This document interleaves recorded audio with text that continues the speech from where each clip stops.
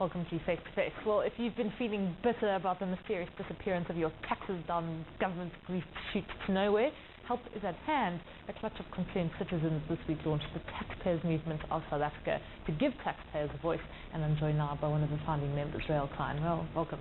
Thanks, Julieta. Rael, what's the idea really behind the Taxpayers movement of South Africa?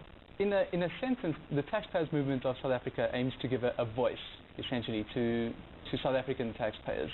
And I just think I want to be clear on what we mean by taxpayers here. We're including both direct income taxpayers as well as indirect taxpayers. So basically everyone. Pretty much. We're casting the net as wide as possible. We want to include all South Africans as potential members of the taxpayers movement of South Africa. I also just want to say that we're not a political organization, we're not anti-government, and we're not actually anti-tax. What we actually stand for is for the efficient use of taxpayers' money, and that's really the key phrase here, the efficient use. Okay, so you stand for this. This is one of the, I suppose, the key tenets of your manifesto, as it were. Yeah. But how are you going to go about being the voice or giving a voice to people? What are you actually going to do now that you've established yourself? Well, at the end of the day, it is an activist movement. We want to provide a forum where all stakeholders, be it governments, be it corporates, be it individual taxpayers, can actually get together and debate these issues. So you will remember something like the SABC tax that was proposed, slapping the 1% on everybody's salary. So you instantly heard from opposition parties, from trade unions, etc., but you didn't hear from the people that would actually be financing it. It's conspicuously absent, really, and we're just aiming to spur the activism in that regard. But there could be two reasons behind that. The one is that you didn't hear from them because there's no forum to give voice, but it could also be because they're apathetic, and South Africans are notoriously apathetic when it comes to consumer rights, consumer service, and I guess demanding to know where your tax money is being spent.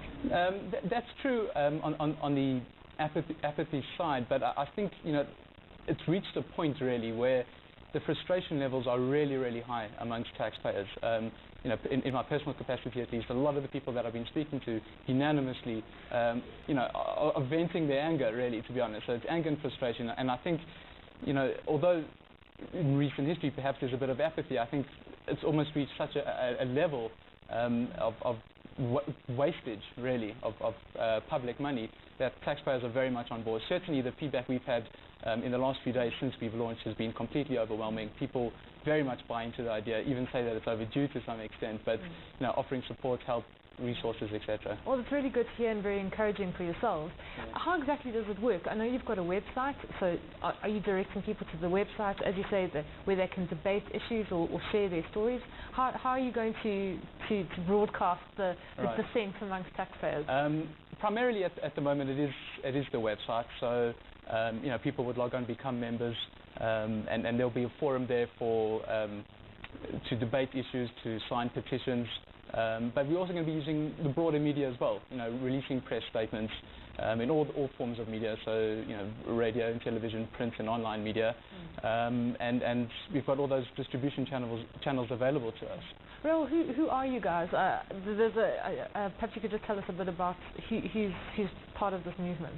Well, the background, it's pretty diverse background.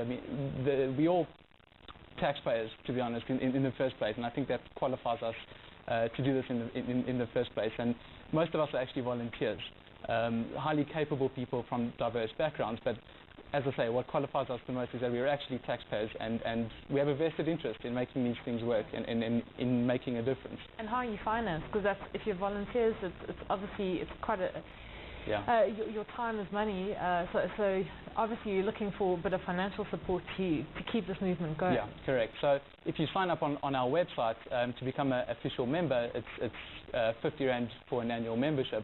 So we are a grassroots organization, so we are obviously looking for potential funders, external donors, etc. But at the moment it's as I say, it's very much a groundswell movement, and it'll at the moment financed through members' contributions. Have you had any big donors approach you with offers of money? Well, we've had some contact. It's still sort of early stages, but obviously we're open to to various so anyone people. watching, basically, start phoning the Taxpayers movement. Rael, I'm just curious. Yes. You work as a grantsful movement and as this is a citizen, I suppose, initiative.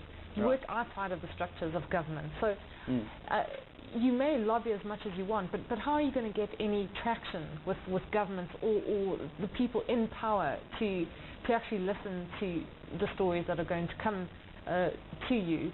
How are you going to go about that? Well, there are various methods. I think traditional channels like petitions, whether it's online or other, we would certainly look to do that. And again, it's through various media coverage. But in certain examples, if circumstances warrant, I think we would even investigate certain legal avenues as well.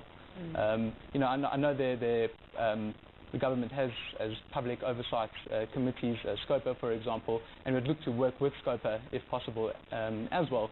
But perhaps independently, if we feel that there's a need, we would certainly investigate certain legal avenues. Do you have your own legal team working for you, or? Well, that's pretty much in the process still. I mean, I can't comment much about that, but certainly it's something we're considering. What about just to end off with? What are your thoughts on initiatives, I think, that are taking place around the country where ratepayers and taxpayers say we can't deal with our dysfunctional municipalities? They form Section 21 companies where they basically pay their rates and taxes into a trust, and that way bypassing municipalities, which, let's face it, are actually incapable of doing the jobs that they should be doing. But how do you fit into that sort of movement? Yeah, I think that's actually a differentiating factor. We're not looking to have tax boycotts. We're more cooperative. As I say, we're for the efficient use of taxpayers' money. We're not about policy either. For example, you'll remember there was an initiative in I think it was the Northwest, where the government spent I think it was 86 million rand on 470 RDP houses, and of the 470, literally 4 of them are still standing. The rest have been deemed uninhabitable. So we're not against the policy to spend the money, by all means, that's fine. But again, it's the effective use of our money there. Whether you're a taxpayer and financing it or on the receiving end of the house, from both sets of people there, it's completely unsatisfactory there. Yeah. So you're going to do as much as you can to lobby government, work with them. I'm sure you'll get a lot of support. I hope you do. I certainly hope so. Rael, thanks very much for joining us. Thank you. Thanks, Julieta. That's Rael Cline, one of the founding members of the Taxpayers movement of South Africa.